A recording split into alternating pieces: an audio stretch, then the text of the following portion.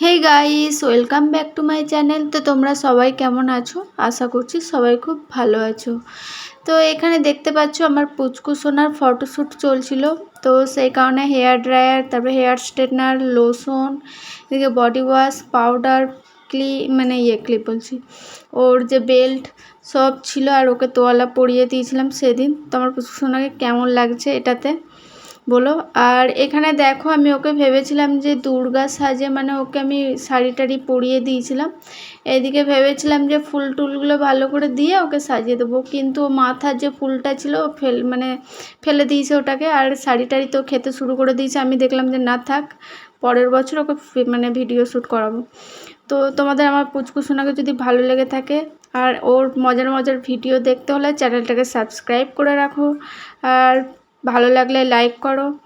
তো চলো, টাটা, পরে দেখা হবে নেক্সট ভিডিও।